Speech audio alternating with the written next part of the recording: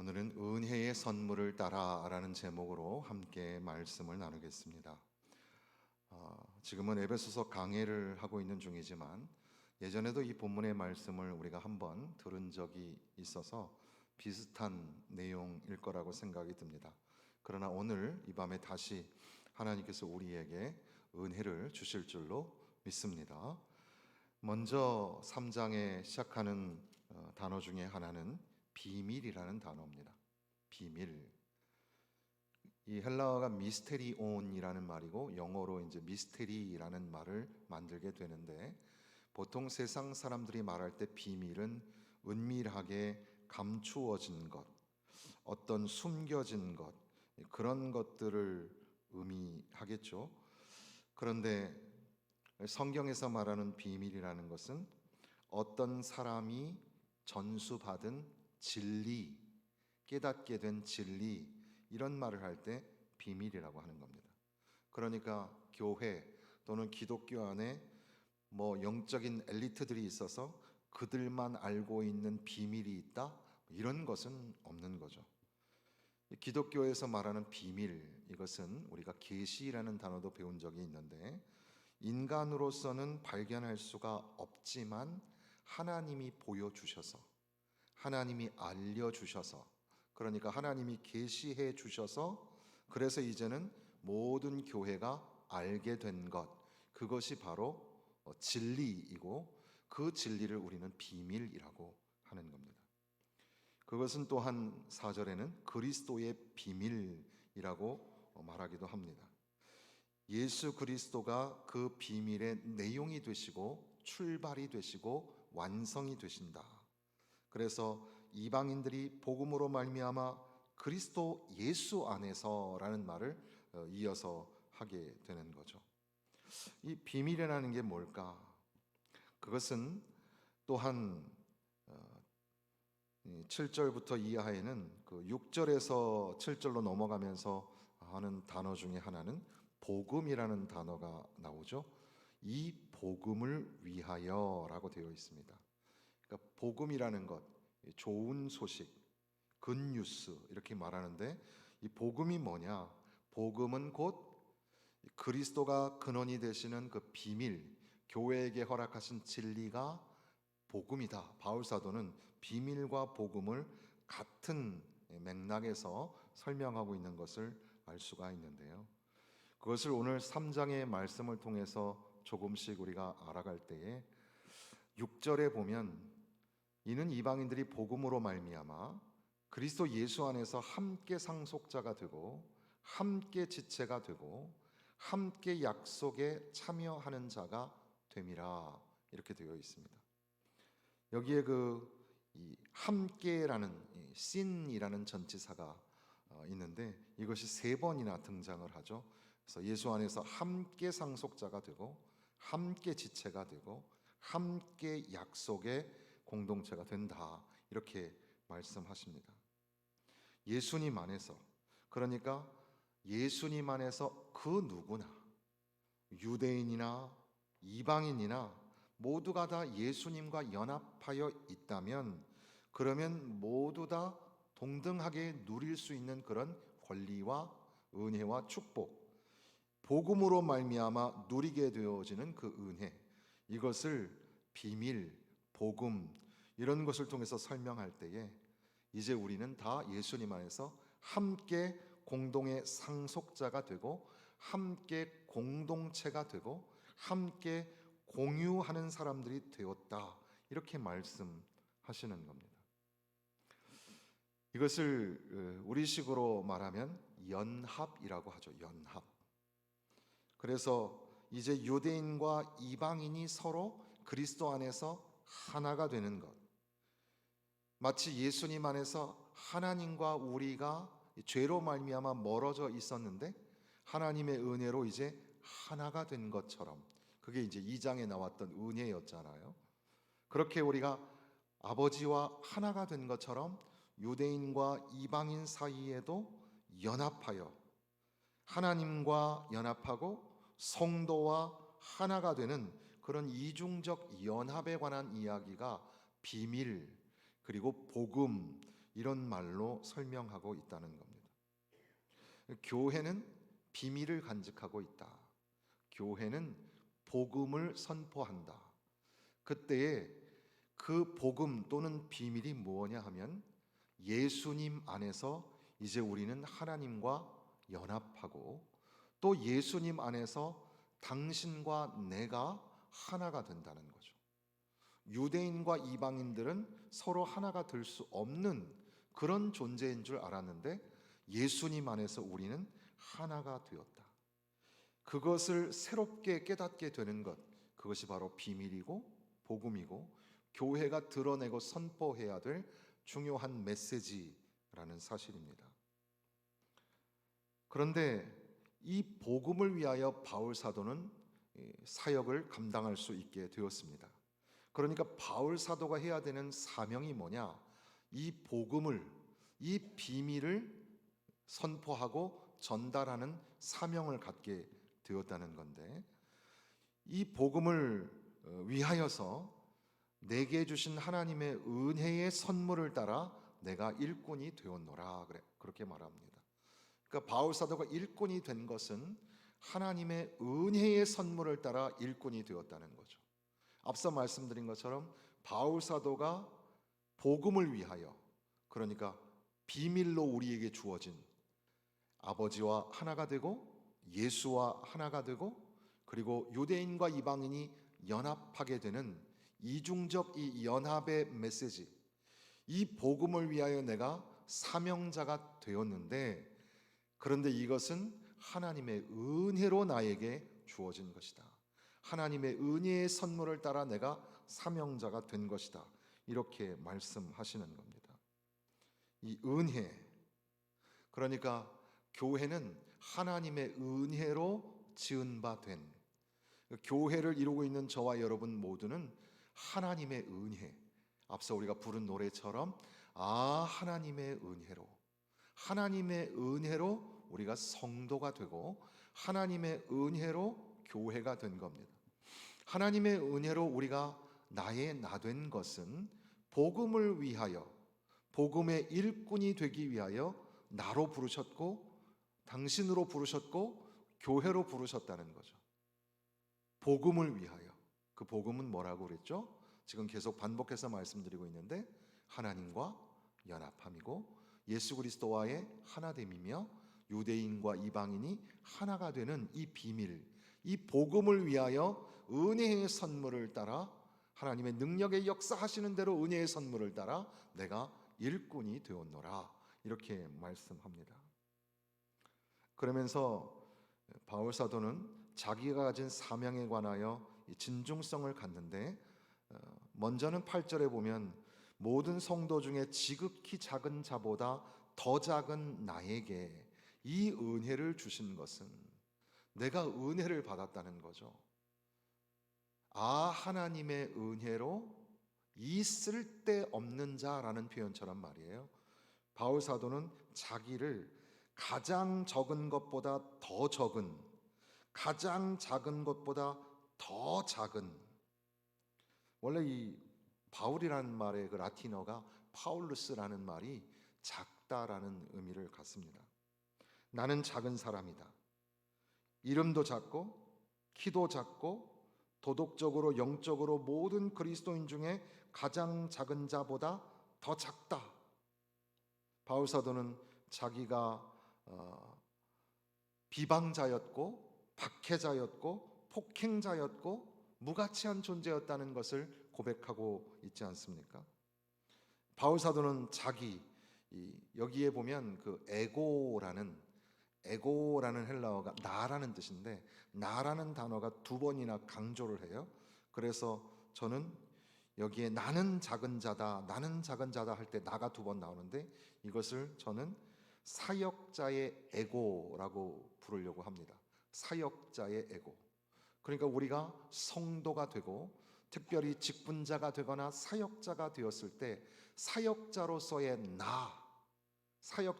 나는 어때야 하냐면, 나는 이래봬도 얼굴이 잘났고 나는 이래봬도 물질이 많고 나는 똑똑하고 나는 건강하고 이런 게 아니라, 사역자의 사역자의 에고는 어때야 하냐면 나는 지극히 작은 자 중에 더 작은 자, 나는 부족한 사람 중에 더 부족한 사람, 그렇게 자기를 겸손하게 낮추는 사람, 자기를 최소화하면서 자기에게 베푸신 은혜를 극대화하는 사람, 그 사람이 진짜 사역자의 태도를 가지고 있다고 할 수 있겠습니다. 그러니까 내가 무슨 능력이 있어서 사명 감당하는 것이 아니라 나는 지극히 작은 자 중에 작은 자이지만 하나님의 은혜의 풍성하심을 따라서 내가 일꾼이 되었다는 사실이죠. 그래서 모든 성도 중에 지극히 작은 자보다 더 작은 나에게 이 은혜를 주신 것은 측량할 수 없는 그리스도의 풍성함을 이방인에게 전하게 하시고, 그러니까 자기에 관하여서는 지극히 작은 자 중에 작은 자라고 했는데 여기에 그리스도의 풍성함에 관하여서는 측량할 수가 없다. 너무나 커서 측량할 수가 없다. 예수님의 죽으심과 예수님의 부활하심, 예수님의 승리의 보좌, 그리고 하나님 안에서의 하나됨과 유대인과 이방인 사이의 연합에 관한 이 모든 성령에 의하여서 우리의 심령이 복종하여 평화를 누리고 사랑을 실천하게 되는 이 신비로운 역사는 측량할 수 없는 그리스도의 풍성함, 그것을 위하여 나에게 은혜를 베풀어 주셨다. 그리스도의 풍성함을 전달하기 위해서. 여기에서 이제 우리는 교회라는 단어로 넘어가 보게 되는데 10절에 보면 이는 이제 교회로 말미암아, 이 교회, 그래서 이 에베소서를 교회론을 다루고 있다, 이렇게 신학자들은 설명하기도 하죠. 교회라는 단어가 몇 차례 나오게 됩니다. 교회는 왜 존재해야 할까? 오늘도 우리는 교회를 그리워하면서 동시에 교회를 걱정합니다. 그러니까 우리가 지난 과거의 어떤 그 아름다웠던 시절에 그때 정말 사모하는 마음으로 예배당에 달려나왔던 그 교회, 서로 형제자매가 한 상에서 밥을 해 먹으면서 구역 예배를 드렸던 그때를 생각해 보고 예수님을 만난 그 뜨거운 감격을 가지고 막 울었던 그 기억들, 그리고 나도 부족한데 아낌없이 다른 사람에게 나누어 주려고 섬김의 봉사의 사역을 열심히 감당했던 그런 우리 안에 그리는 그런 교회가 있잖아요. 그 교회를 그리워합니다. 그리고 또한 그런 교회가 되어야 하지 않을까? 이상적인 교회에 관하여 꿈을 꾸죠. 문제는 교회가, 이 땅의 지상적 교회가 여전히 전투적이면서 때로는 넘어지고 또 소문에 휘말리고 그리고 깨어지는 참 안타까운 그런 일들이 벌어지는 교회. 그래서 교회는 나의 사랑이지만 교회는 동시에 나의 고민이라고, 나의 사랑, 나의 고민이 교회라고 그렇게 우리가 고백을 합니다. 교회는 왜 존재하는가? 이것은 바울 사도가 사명을 감당하는 것과 연속선상에서 교회는 무엇을 하는 곳인가? 10절에 보니까 교회로 말미암아 하늘에 있는 통치자들과 권세들에게 하나님의 각종 지혜를 알게 하려 하심이니 영원부터 우리 주 그리스도 예수 안에서 예정하신 뜻대로 하신 것이라. 하나님의 비밀의 경륜을 모든 창조물들, 모든 피조물들에게 알게 하려 한다라는 말이죠.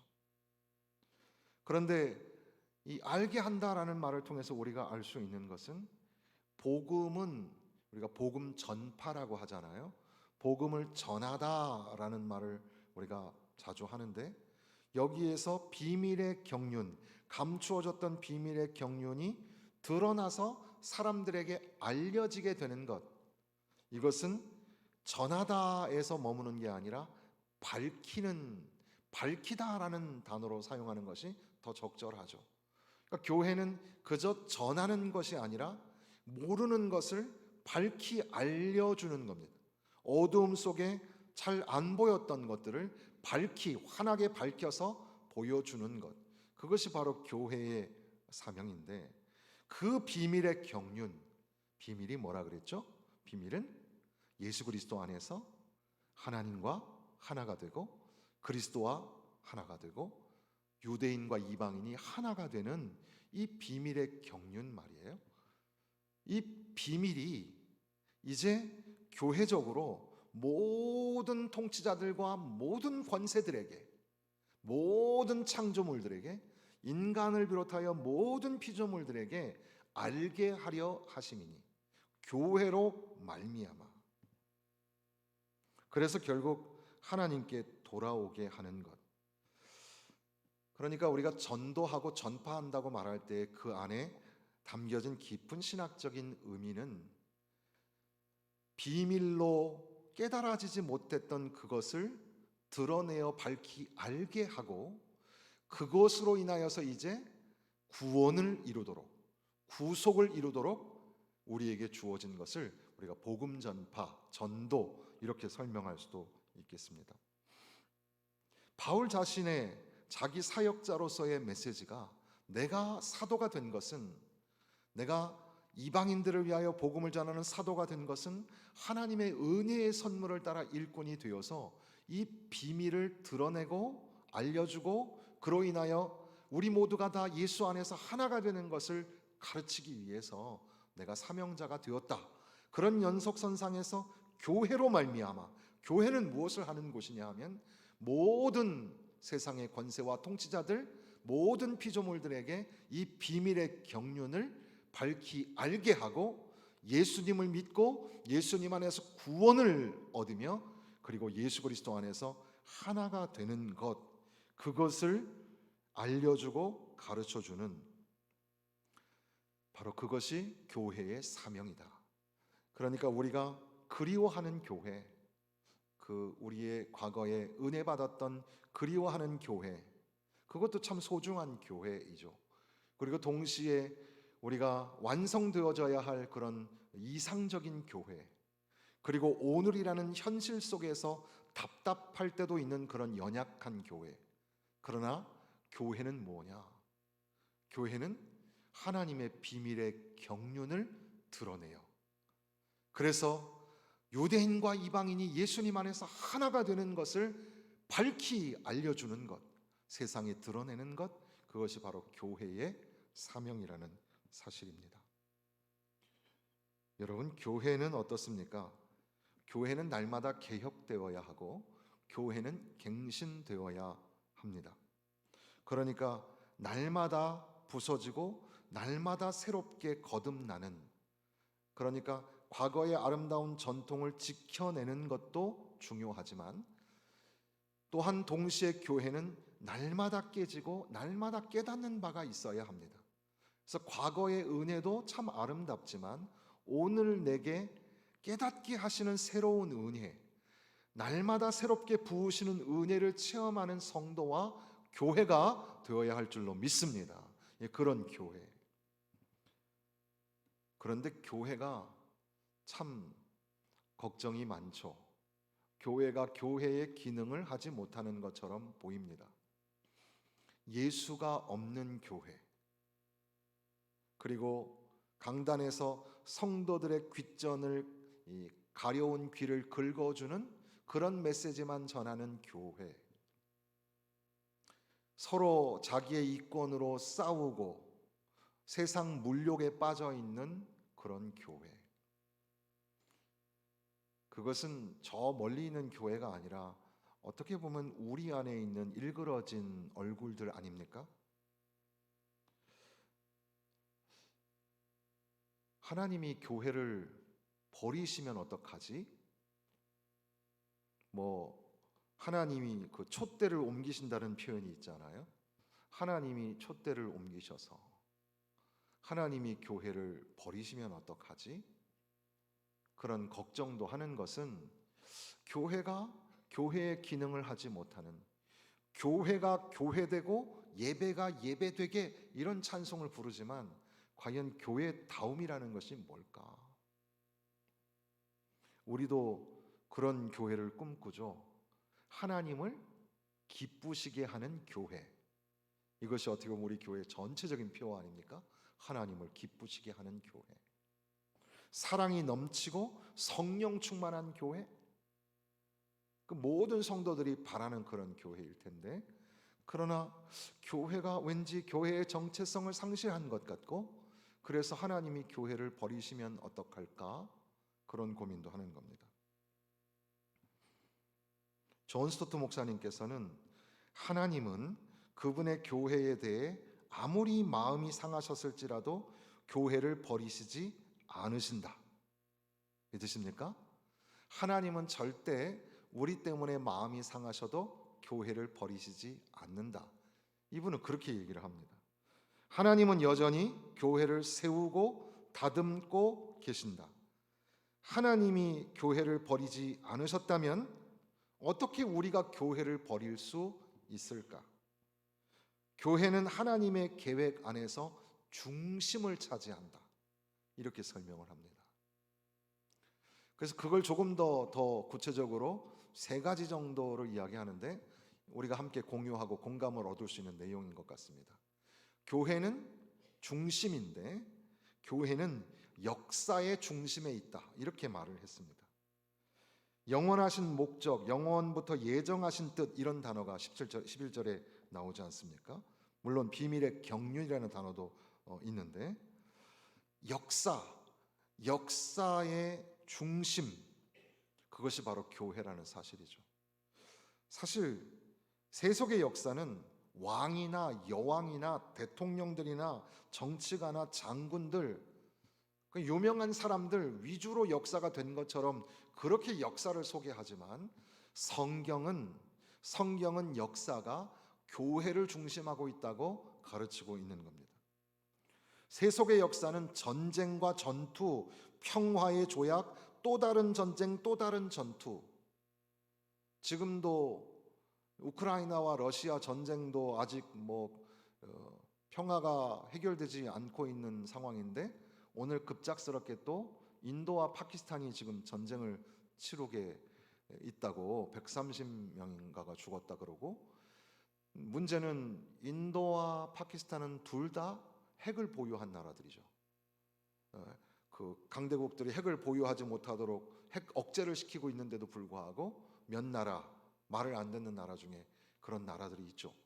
그러니까는 굉장히 위험천만한 상황 속에서 서로 전쟁을 시작한 겁니다.